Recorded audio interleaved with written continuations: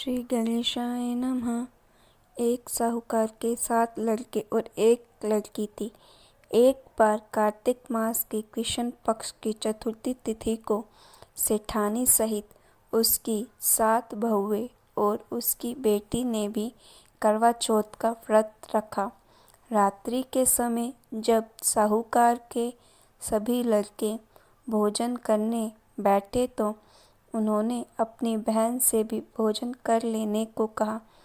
इस पर बहन ने कहा, भाई अभी चांद नहीं निकला है, चांद के निकलने पर उसे अर्घ्य देकर ही मैं आज भोजन करूँगी। साहूकार के बेटे अपनी बहन से बहुत प्रेम करते थे। उन्होंने अपनी बहन का भूख से व्याकुल चेहरा देख बेहद दुख हुआ। साहूकार के बेटे नगर के बाहर चले गए और वहां एक पेड़ पर चढ़कर अग्नि जला दी।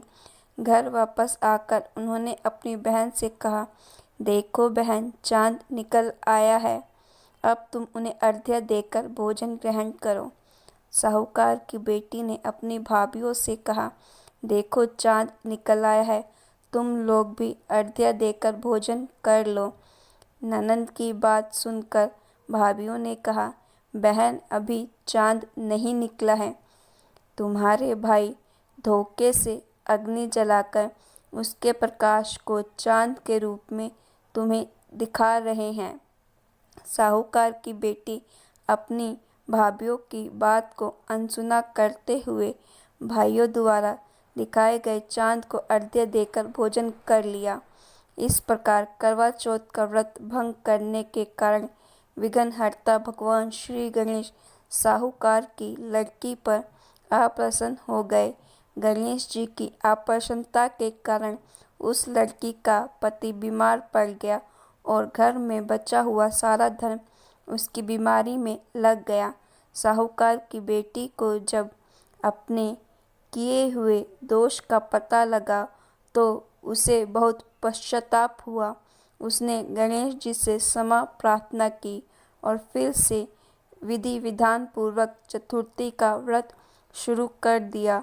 उसने उपस्थित सभी लोगों को श्रद्धा अनुसार आदर किया और तदुपरांत उनसे आशीर्वाद ग्रहण किया। इस प्रकार उस लड़की के श्रद्धा भक्ति को देखकर एकदंत भगवान गणेश जी उस पर प्रसन्न हो गए और उसके पति को जीवन दान प्रदान किया।